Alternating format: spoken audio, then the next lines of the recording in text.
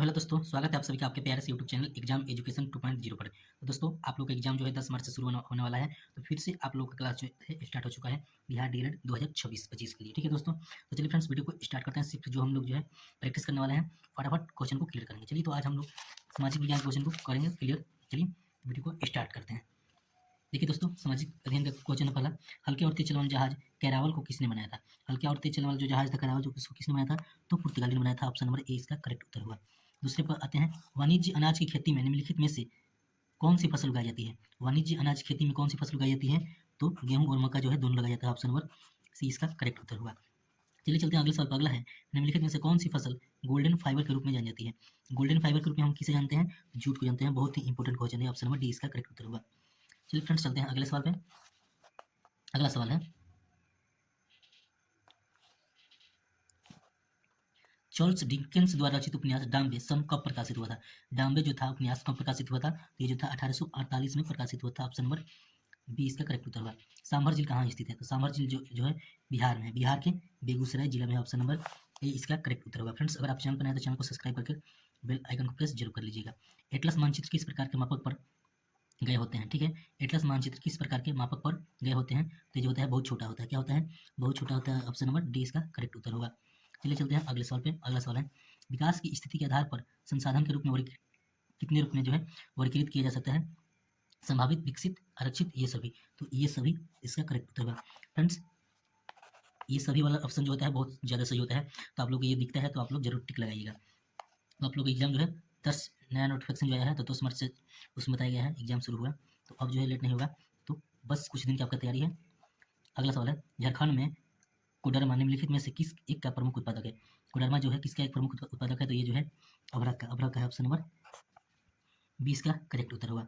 चलिए चलते हैं अगला सवाल में। बाघ परियोजना की शुरुआत कब हुई? बाघ परियोजना की शुरुआत जो था कब हुआ था? तो ये जो था बाघ परियोजना की शुरुआत 1973 में हुआ था। कब हुआ था? 1973 में हुआ था।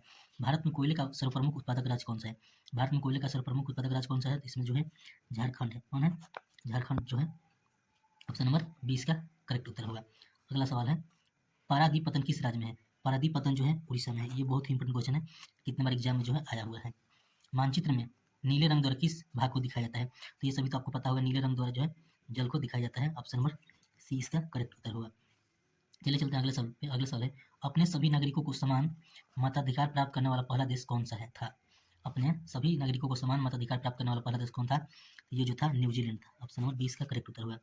पंचायती राज का वर्णन संविधान के किस अनुच्छेद में किया गया है? तो अनुच्छेद 40 में किया गया है। ऑप्शन नंबर ए इसका करेक्ट उत्तर होगा। फ्रेंड्स, अगर आप चैनल पर नए हैं तो चैनल को सब्सक्राइब जरूर कर लीजिएगा। ये जो है हम लोग का नया चैनल शुरू हुआ है। दोस्तों बता दीजिएगा अपने भाई बहन को कि यहाँ पर जो है 10 क्लास का और 12 क्लास का जो है भी सिलेबस शुरू हो चुका है 2026 के लिए। अगला सवाल है, पंचायती राज व्यवस्था का वर्णन संविधान के 40 में किया गया है। ठीक है, अगला सवाल पे आते हैं। भारत में सर्वोच्च न्यायालय के न्यायाधीशों की नियुक्ति कौन करता है? भारत में सर्वोच्च न्यायालय के न्यायाधीशों की नियुक्ति कौन करता है? ये जो है राष्ट्रपति करता है। ऑप्शन नंबर 20 का करेक्ट उत्तर होगा। चलिए चलते हैं अगले सवाल पे। अगला सवाल है, भारत में महिलाओं के लिए आरक्षण की व्यवस्था कहाँ है? भारत में महिलाओं के लिए आरक्षण की व्यवस्था कहाँ है? तो ये जो है पंचायती राज में है। ऑप्शन नंबर सी इसका करेक्ट उत्तर होगा, पंचायती राज में है।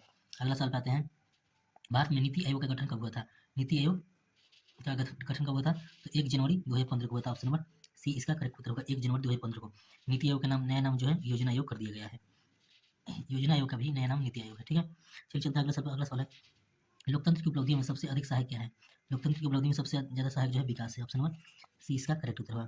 चलिए चलते हैं अगले सवाल पे, लोकतंत्र की उपलब्धि में सबसे अधिक सहायक क्या है? तो विकास है। क्षेत्रवाद की भावना का एक कुपरिणाम क्या है? क्षेत्रवाद की भावना का एक कुपरिणाम क्या है? आप फटाफट बताइए।